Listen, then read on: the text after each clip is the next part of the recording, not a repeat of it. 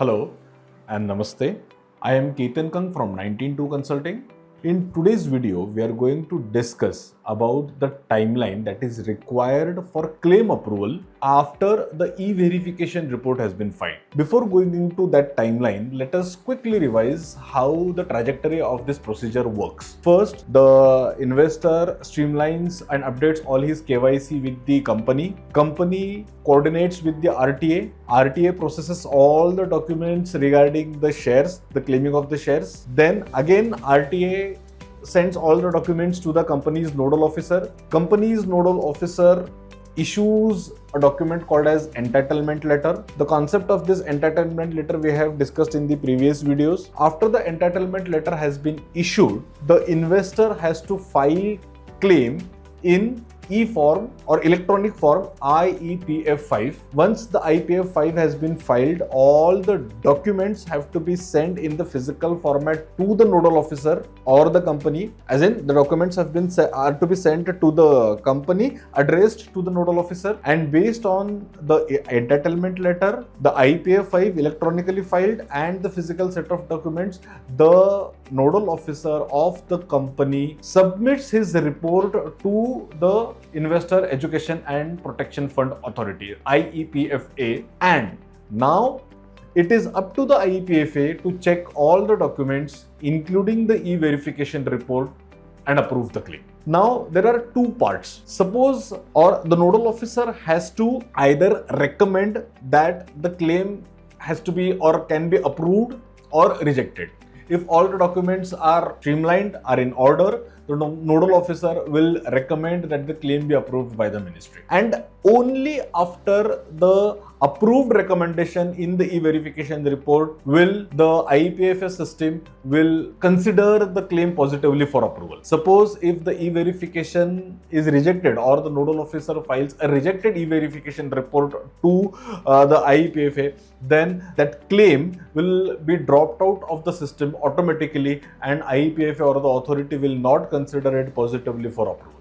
Only the claims in which approved EVRs or e-verification reports have been filed will be considered positively. That too after the authority has gone through the papers which are being filed along with the e-verification report by the nodal officer of the company. Now, we are talking about the timeline which is required or timeline which is usually taken by the IEPFA after filing of the approved e-verification report by the company's nodal officer. Investors here need to understand that there are lots and lots of claims currently pending with the authority. IEPFA, that is Investor Education and Protection Fund Authority, is an autonomous body. It functions on its own. It has got its own CEO, the Chief Executive Officer, and the piling up of the claim in the single office comes throughout the country. So you can imagine the number of claims that are being filed, and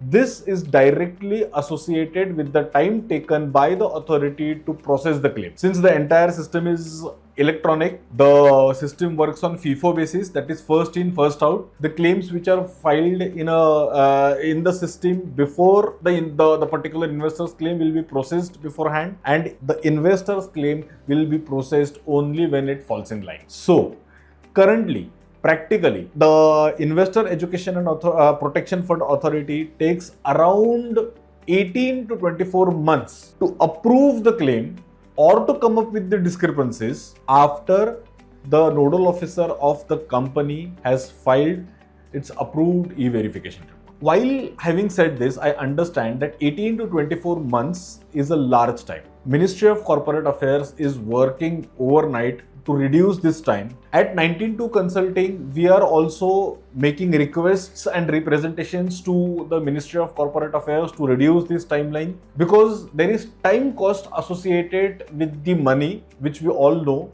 and that time cost should be reduced or it gets compounded. But currently, the situation is that it takes around 18 to 24 months on an average. This timeline is not a strict one.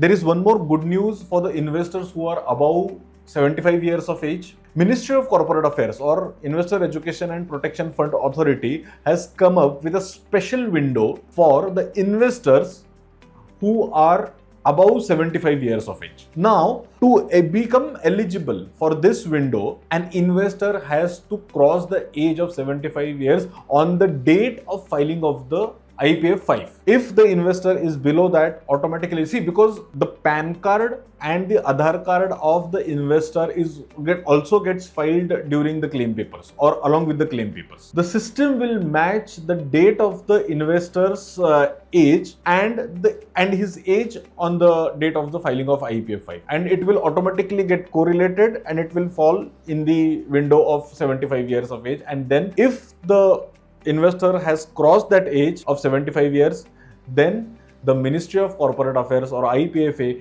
will put it on the fast track mode of processing. This is very important for the investors to understand. For rest of the investors, it will come as per the system, but there is a special system in the system for the investors who have crossed 75 years. For them, timeline is around 4 to 6 months after the filing of approved e-verification. Again, this all depends on the number of claims pending at the IEPFA at that particular time whenever the investor files IEPFA. If the number of claims are comparatively less, this timeline can get reduced. Both the timelines, below 75 years and above 75 years, both timelines are related to the number of claims currently pending at that particular time with the IEPFA. So, if the investors file the claim at the time when there are comparatively less number of pending claims with the IEPFA, then the timeline can be reduced. All these timelines that I have stated in this video are very subjective and relative.